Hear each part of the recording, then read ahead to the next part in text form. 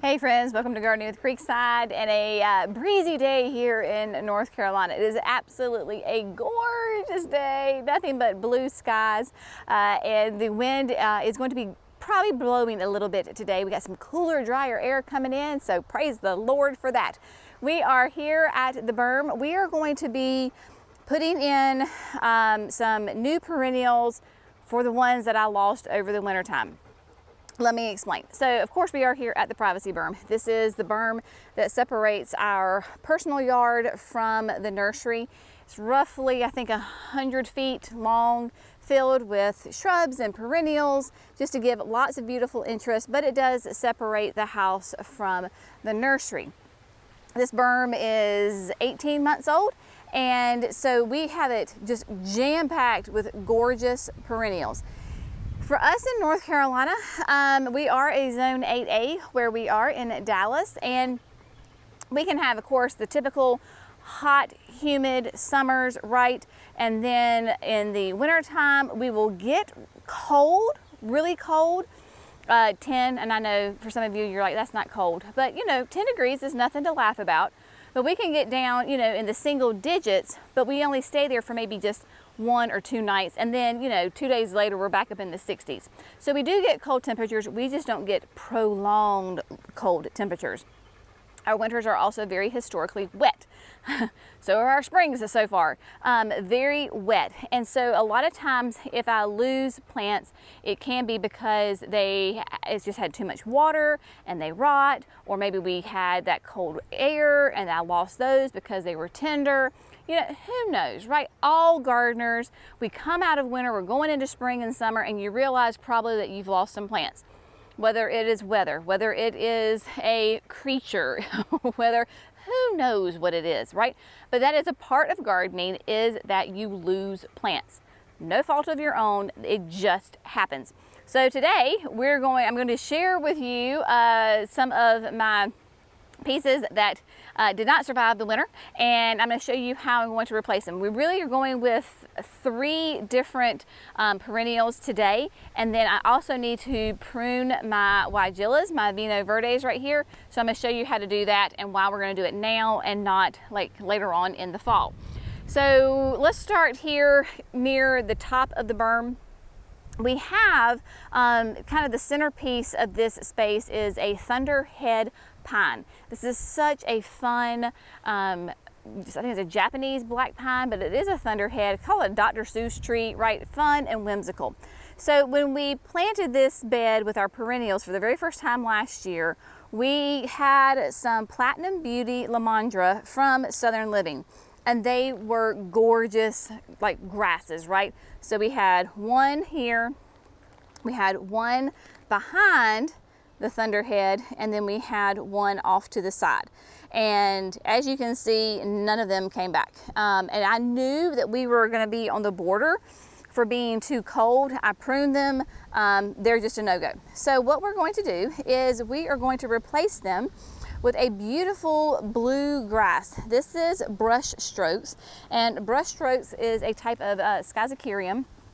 It is, as you can see, has that beautiful blue texture to it, has some spike. It's going to be a little bit, of a downturned plant. I don't know how you want to describe it, right? It's a grass.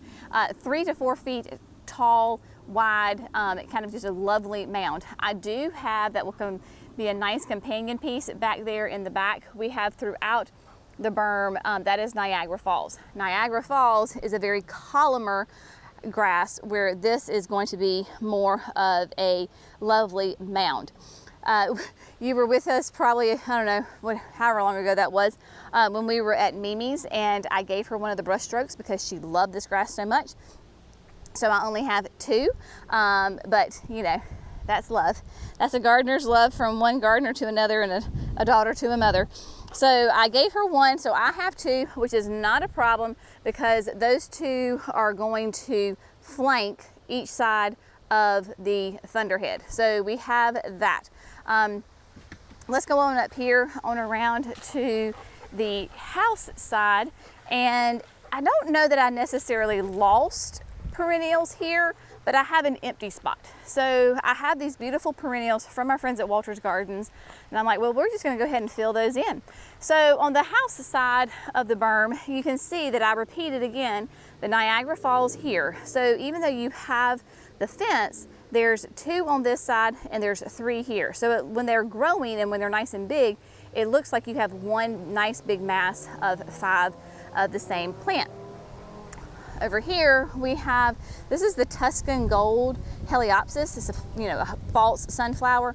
Gorgeous. Now I do know that I have lost a couple over the winter because kind of like where Brenna is standing, that little whole area had some in there, and I don't remember. I'm thinking there were some here because I had a good number, and I have 7 of them right now, which is still a great number, but I was thinking that they filled in all the way over here. What we're going to do is we are going to add in some Stokes asters. This is a new perennial. This is, Brenna has to be right here with me. This is totally stoked, and this is Riptide. Riptide is a really nice kind of a lavender purple, shall we say. Just a really nice kind of a bluish purple. Stokes asters, of course, are a great native perennial. They tend to like it a little bit on the drier side. They're super hardy, they're gorgeous, they'll give some height to it, and so I thought it would be really pretty to have the Riptide with that lavendery blue color next to the yellow gold of the Tuscan Gold and the blue of the Niagara Falls. So we're gonna put these guys in here. I know these guys have got massive root systems. I mean, like, they are huge. So I'm probably gonna go ahead and get them planted and then turn the irrigation on, because we have not irrigated this bed, this whole area at all, and go ahead and kind of get the ground saturated a little bit. I know it sounds crazy. We've had so much rain, but things are drying out rather quickly because we've had some high temperatures. So get those in the ground and get them watered. And then we're not gonna walk down there all the way. I'll just show you when I go down there. We're going to replace, I lost some of the Queen Nectarine Agasaki. And so I have 3 that I'm just going to replace them with. I still have some. I just had a bigger group and I lost a couple. So I think I lost 2, but we're going to add 3. So the meant to be Queen Nectarine, Brenna, out. So the Queen Nectarine Agasaki is just a pollinator magnet. It is a beautiful perennial, full sun. It will get nice and tall. It is hardy in zones 5 to 9, and as you can tell, it gets its name from its beautiful melon colored, nectarine colored flowers on it. And so that is actually going to go way down at the end of the berm. So we'll do that. And then finally, what we need to do is go ahead and prune our Weigela. This is the Vino Verde, and I have got 3 of them in this space, and they need to be pruned. I will explain when we get to that, show you all the fun things that are blooming, and kind of give you a little bit of a mini tour to kind of show you what is happening here in the berm. But first, I'm going to get these babies in the ground. I'm going to start with the Riptide, the Stokes asters, so that way I can get the irrigation going and get them some water.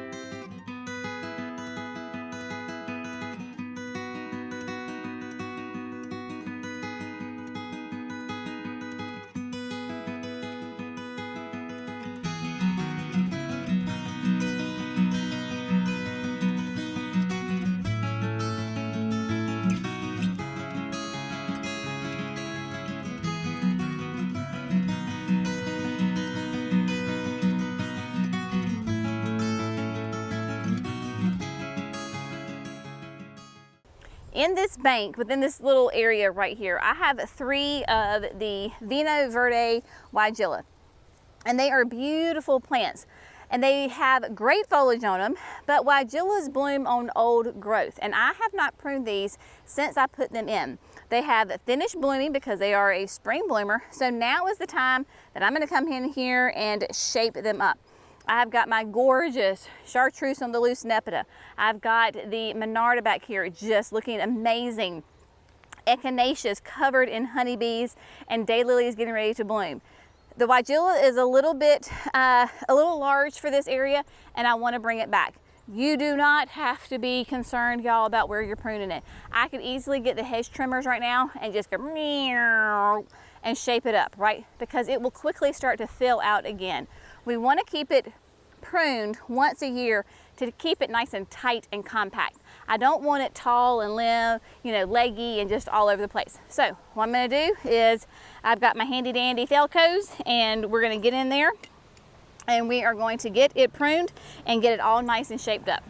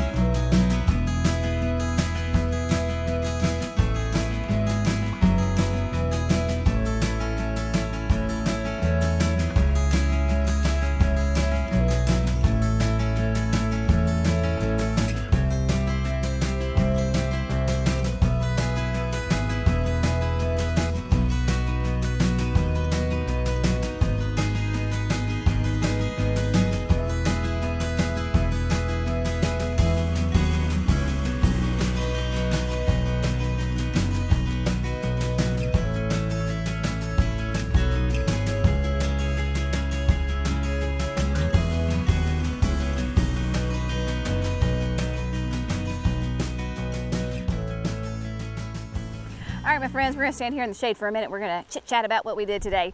It was a good day here in the garden, in the berm. 'Tis the season for all the things that are gonna try to kill you, though, I tell you. I was digging up the second lamandra right here, and when I dug it up and I pulled out the root ball, that was right in the middle of a fire ant's nest.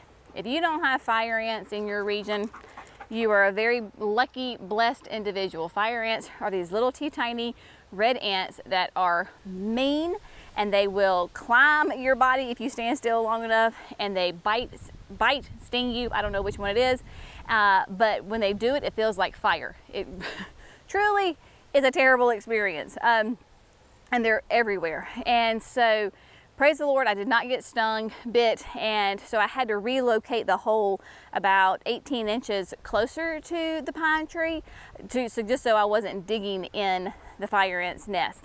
So everything turned out okay. I turned off the irrigation on the other one side of the berm, got it going over here on this side of the berm. So let's just let's go start back over here, since we're right here at the riptide. Now, here we go. So they're starting to get in the sun. It is about 2 o'clock in the afternoon, so they will get hot afternoon sun from now until sundown. So that is that 5 to 6 hours of sun. So therefore, they are going to get everything that they need. I know that the one back here looks sad. Y'all, these things had the biggest root systems ever. And when I planted them, I made sure to have the irrigation system on, so I knew where the emitters were, and I put them close to the emitter. Now, Stokes asters, when they get established and going, they're very drought tolerant. And that's the thing about this berm. It may be hard to see, but there is a really good slope from here all the way down. So even though I have them on one emitter, right, because this is all drip tubing, and I found that emitter, they're close to it. They're gonna get water, but they're not gonna get saturated and soaking wet. It is going to drain really well. Currently, we do not have the irrigation on the berm. Basically, each side of the berm is a separate zone, right? And we don't have them on timers yet. So in order to run it, we have to physically turn the valve on. Generally speaking, I will run the irrigation once a week, for about 45 minutes. In the heat of the summer, now that the plants are getting a little bit bigger, maybe I run it twice a week for 45 minutes. If we get some good rain, then all is well. But that kind of gives you an idea as far as the irrigation on the flower bed. And you can see right there is some of that drip tubing that is exposed right there. This system is now on, and in fact, you can see it dripping right there. So there you go. Now, the brush strokes, those are, I found the tag and they're in that 3-foot range. I think they look really sweet. They're not completely matchy-matchy. So you've got one right here, and then the other one is behind this daylily. It will go ahead, you know, and once it gets bigger, it will pop up and you will be able to see it a little bit more. These daylilies are the Blood, Sweat, and Tears. I have my very first one that is blooming right down here. I'll show it to you in just a second. The Weigelas I got pruned. Look so much better now, so much tighter. The very first one is getting hidden by this Daisy May, not Daisy May, Shasta Daisy. I think this is, I believe this is either spun silk or marshmallow. When we've had some really humdingers of thunderstorms with windstorms, it split this open, right? So this is from wind damage. So you can see right here where it's been splayed open. These are actually two, I know it's definitely 1, 2 plants, but they're getting ready to bloom, and I just don't have the heart to cut them off. So what I will do though, once they finish blooming, is for the sake of not only the Shasta daisy, but for the plants around it, I will come in and basically shear it to the ground because of that wind damage. It just got splayed open and it wasn't able to recover. And so the reason that it's better for the plant to go ahead and get it sheared back is it will flush out new growth. Now it won't probably bloom again this year, which is totally fine. But it makes a nice tight compact plant, and you can see right here on the fuchsia is bright echinacea. See how much it's like hiding half of the plant, and then even the Weigela. So it is all up in this Weigela. But speaking of the fuchsia is bright, oh my gosh, y'all, they are some happy plants. I have got honeybees. Look, her little pollen sacs are just full, and so they are doing so well. Got another sweet girl right here. Did you know that honeybees, all the workers are girls? So somebody said one time, I was like, how do you, that's not a girl, that's a boy. Well, no, that's the teacher in me. Honeybees, you got the queen, you have the males for reproduction purposes only. When they're done with their duties, out the hive they go, and then inevitably they die, and then all the workers are females. And the females that you see that are out and about in the fields, those are the oldest. They're the most mature, they're the smartest ones because they have lived the longest. And so there you go, there's your fun fact for the day. So yeah, Blood, Sweat, and Tears. So all this whole little swath right here is the same daylily. That is Blood, Sweat, and Tears, one of the new ones from Proven Winners. Now this is a little bit of an older bloom, but look how sweet that is, right? Got that kind of that mauvey pink with that yellow throat, and then the raspberries. Oh my gosh, y'all, love this Monarda. It too is absolutely covered in honeybees, just buzzing between the Monarda and then the chartreuse on the loose. I'm telling you what, my pollinators are some happy people. We have got, look at that big old, oh, I got a little close. Sweet bees all over this. Now I did lose some Monarda here, and I do have some more of the raspberry up in production. I love this plant. This is like one of my favorite perennials. And so probably what I'll do, not today because I'm tired, one of these days I'm gonna go grab a couple more plants and just fill in so that that's nice and full right there. And then now this is Daisy May. I already know that next year, or excuse me, this fall, these Daisy Mays are gonna have to come out. Jerry and I have decided that we want the house side of the berm to be similar in the planting of this as far as loads of perennials and shrubs. We're gonna kind of lose the annuals. So the Daisy Mays were way happier than I ever imagined that they would be, and they are crowding out the little line punches. And I want the little line punches to shine right here, so the Daisy Mays will get relocated this fall. Would not even think about doing them right now because I could lose them. Daisy May, of course, is that classic Shasta daisy, and y'all, these are every bit of 2.5 feet tall. It is insane. And then I did trim up the plum, right? So we were just having some issues, and then I realized, I was like, you know what, I really need to limit up. So I just went in, cleaned up the bottom. People ask all the time, they're like, what is that like bright color? That is the orange pillar. It is a barberry, and you can see that these two right here are nice and bright. The one is probably not as bright because old Daisy May is getting a little too friendly with it. And so, sorry, train of thought. The orange pillar is not being able to grow to its potential because of the Daisy May. So another reason why they need to come out. And then you can see the one back here beside Brenna is not getting as much sun. Hopefully I have remedied that by pruning, and so it's more of like a chartreuse green. So the more sun, the brighter red orange color that it is. And then last but not least, we came down here and added back 3 of the meant to be Queen Nectarine Agastache. So I have them just right down here from the Shasta daisies, right? So we did 1, 2, and 3. This one is is one that came back from last year.